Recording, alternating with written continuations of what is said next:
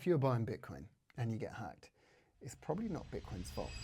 It's probably because of one or two very specific mistakes people keep making time after time. And the uncomfortable truth is, most people only find out about these mistakes after they've already lost a load of money. So if you are thinking about buying Bitcoin, or you already own some, this is one of those videos that can quietly save you a lot of stress later on. Real quick, if you haven't met before, my name is Harvinder Bogle, and I've been investing in Bitcoin since 2015. I work with professionals now who want to understand Bitcoin properly, without hype and without unnecessary risk. Most of the people I speak to are sensible, capable, and cautious. And the reason I see the same hacking stories repeat is not because people are reckless, it's because no one ever explains where the real risks actually are. That is why I wanted to make this video. So in this video, I'm going to walk you through three things. First, the most common ways people actually get hacked when buying or holding Bitcoin. Not the dramatic stories that you hear about online, but the boring, repeatable errors that catch intelligent people out every single week. Second, why these mistakes happen even to people who are smart, who are sensible, experienced, and successful in their own careers and lives. Because this isn't about being careless, it's about misunderstanding where the real risks are. And third, the practical steps that you can take to avoid these problems altogether. No paranoia, no technical obsession, just a sensible setup. If you want hype or fear, this isn't a video for you, but if you want to buy Bitcoin without constantly worrying about getting hacked, then this will be worth your time. First reason people get hacked is not technology, it's behavior. Most people imagine hacking as something very sophisticated, and it is, but it's not as glamorous as it's often depicted in Hollywood. Some anonymous person in a dark room breaking through layers and layers of security. That is almost what never happens. What usually happens is it's much simpler, much more boring. Someone is trying to buy Bitcoin quickly. They're distracted. They click a link in an email. They go onto Google and click the first link that comes up. And that one decision is enough. What I'm trying to say is most Bitcoin losses do not come from advanced, sophisticated attacks. They come from rushed behavior. Bitcoin removes intermediaries. There's no banks checking transactions for you. There's no fraud team or fraud department calling you after the fact. So the responsibility shifts to the individual. The practical takeaway here is simple. Never access exchanges or wallets through links and emails or ads. Bookmark the correct sites yourself and only ever use those links. And slow down the process on purpose. Buying Bitcoin is not something you want to rush. That matters because once Bitcoin is gone, it's gone. There are no chargebacks, no support desk that can reverse transactions. Custody confusion is where most people actually lose money. Now, this is a big one because people think buying Bitcoin and owning Bitcoin are the same thing. They're not. When you buy Bitcoin on an exchange, what you really have is a promise. The exchange is holding it on your behalf, and most people just leave it there. Not because they're irresponsible, but because they assume exchanges work like banks. They don't. Exchanges are businesses. They can be hacked like banks. They can freeze withdrawals just like banks. They can make mistakes like banks. And if you do not control the private keys, you do not fully control the Bitcoin. Now, this does not mean everyone needs to rush into self-custody on day one, because that would be a mistake. People hear, not your keys, not your coins, and I do say that as well. People hear this and immediately rush out and buy a hardware wallet without thinking about it, without really understanding how it works. Then they lose the recovery phase and they get locked out, they store it badly, or they make a mistake during the setup. Most large losses happen during these transitions. Buying, withdrawing, setting up storage. So the sensible approach is gradual. Take it step by step. Understand the difference between buying Bitcoin and owning Bitcoin. Understand when convenience is acceptable for you and when it's not. Do not rush into tools you do not yet understand. That matters because the goal is not to be extreme.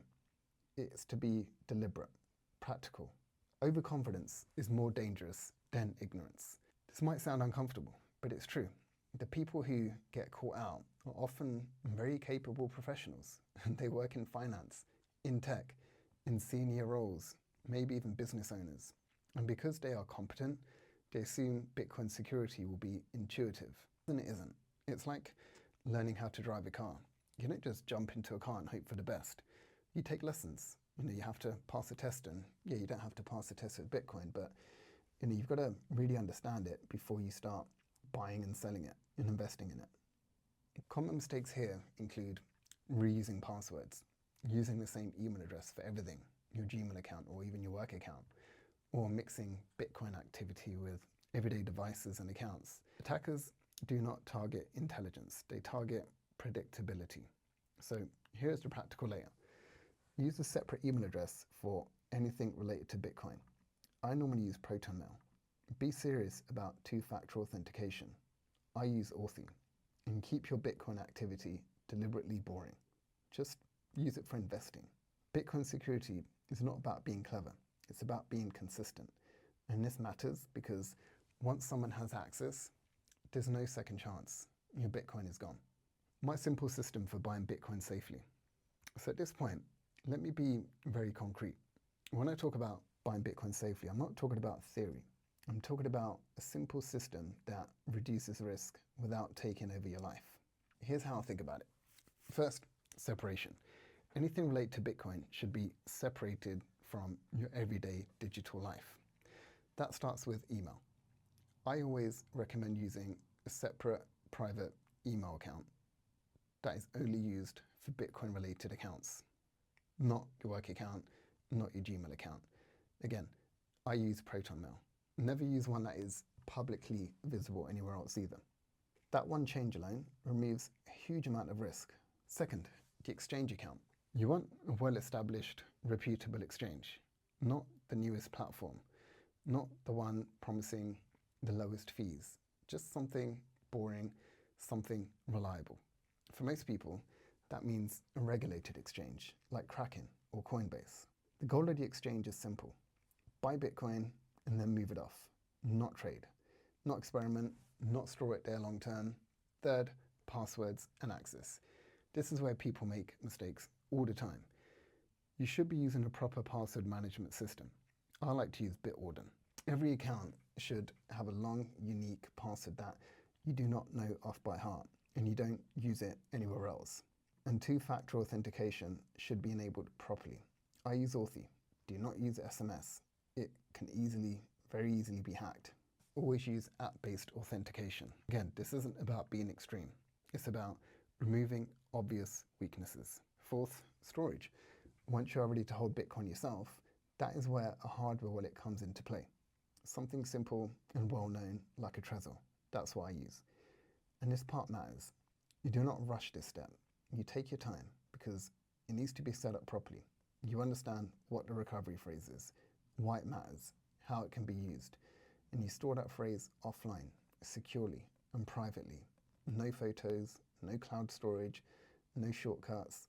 Don't take a picture of it and email it to yourself. Most people who lose Bitcoin at this stage do not lose it to hackers.